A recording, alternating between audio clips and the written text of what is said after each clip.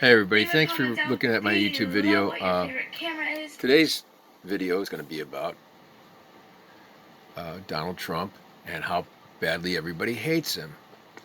Well, you have to look at the good with the bad. Maybe you like him, maybe you don't like him. I'm kind of neutral. My thought is, I have not seen a president in my lifetime that has ever made me really happy. So you want to take and evaluate him on what he does well and what he doesn't do well. I think everybody's pretty annoyed at the fact that he tweets like a little 13-year-old. Nobody likes that. But he does have good policies when it comes to China and trade. And, actually, if you think about it, we really haven't been in a war in 3 years. Now, I don't know what it's going to be like once he gets reelected, if he gets reelected. But you have to consider that the last two presidents, or three presidents, have had wars. Even Bill Clinton had a war with the Ukraine. So this guy, he talks big, he's vulgar, he's not a lot of fun in a lot of ways. Well, in some ways he's fun. Um, the comedians really can't get enough of him, but you have to kind of take the good with the bad. And I don't think he does a very good job when it comes to thinking about the middle and lower class. You have to think about things like health care. Who's going to repeal and replace? He's kind of let that slide altogether. So that's not too cool. Things like the tax breaks to the very wealthy and to the corporations. That's not good. While the middle class gets tax breaks temporarily, those corporation taxes are permanent. So we kind of got hoodwinked. It's kind of like when George Bush did oh, you're going to get $500 back, and then Obama did the same thing. It's basically a bait and switch. The amount of money that you save in the short run isn't going to be what it costs you in the long run. So basically, we don't get the good end of the stick with that. And if you think about it, there's a big issue that nobody talks about as much as they should, which is the deficit. And the deficit, or the national debt, I should say, is so large that people can't even imagine what that number is. That in the long run is going to mean some sort of inflation for us. That means whatever savings you have is going to be worth a lot less. And perhaps down the line, loans are going to cost a lot more. So he hasn't really addressed that. And when Obama was in office, he kind of slammed Obama about it left and right. He hasn't really said anything about that. And some of these corporation tax cuts were supposed to account for bringing that down. That has not happened. I don't see it happening. Maybe he's going to be like the great negotiator and negotiate our debt away. But the other thing to consider is that we, as a leader of the free world, have a lot of power and clout because of the power of the dollar. And when uh, those loans get called on and those bankers are going to want their pound of flesh, you can count on the fact that the dollar will be worth less. And also that the United States credit rating will go down. That will hurt us. And if you consider things like China and Russia backing their currency with gold, and we're not backing our currency with much of anything. Oh, wait a second. Yes, we are. We're backing our currency by we are the largest, biggest, most powerful weapons manufacturer in the world. The next three countries combined don't even come close. That's what the dollar's backed by. Big guns and big money. So, nonetheless, this debt, this national debt, is out of control, will come to bite us.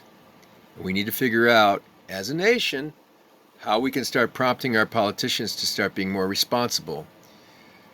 If you were to take out a great deal of debt compared to your assets, what would the banks do? They wouldn't lend you any more money. Okay, what would the banks do if you weren't paying the money back? Your credit rating would go down. Well, government debt really isn't that much different than personal debt. It will come to bite us, and that is a big thing that we need to think about. And whether you like Donald Trump or not, that's something that I think people should be talking to the president about. There should be some pressure because if we don't hold him accountable, he may not act on it. Because we keep pumping up the stock market. Eventually, that will come down too. So will housing. You cannot keep putting debt on debt on debt. It's a big problem, And if people don't start to talk about it, it'll be a surprise for everybody when it comes. And it'll be misery. I'm not saying it's going to be a 1929 stock market crash, but it could be something really bad. It could be worse than what it was in 2008 and 2009. So if you voted for Donald Trump, or if you didn't vote for Donald Trump, that's an issue that everyone can get behind. If you voted for him, you should hold his feet to the fire and, hold him accountable for his words before he got elected. If you were somebody who did not vote for him, there's an issue that you can get behind. And that's another thing. A lot of Democrats, they're losing their way by trying to villainize somebody with their actions. When you have plenty as a Democrat or as a liberal to go after this guy on issues alone, health care, the environment, the national debt, acting as a good statesman, you have enough on issues. We don't need to bring things into it that divide us. Things like race, things like sex. We don't need to bring those things into it to basically wage a war on trying to get a politician to do the right thing and represent us rather than big business and corporations. The American people, if America's to be made great again, the American people need to be made great.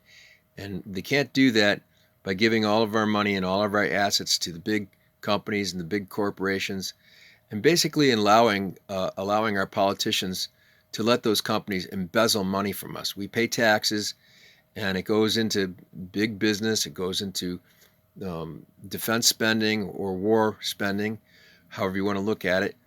And it doesn't really go, it doesn't get spread out the way it might. There's no reason why a country so wealthy as ours shouldn't have the poor taken care of a little bit better. I know it's a lot worse in other countries, but with such wealth, there's really no excuse for people to be suffering, or there should be some sort of social safety net, even more than there is now, just because this country has so much money, not because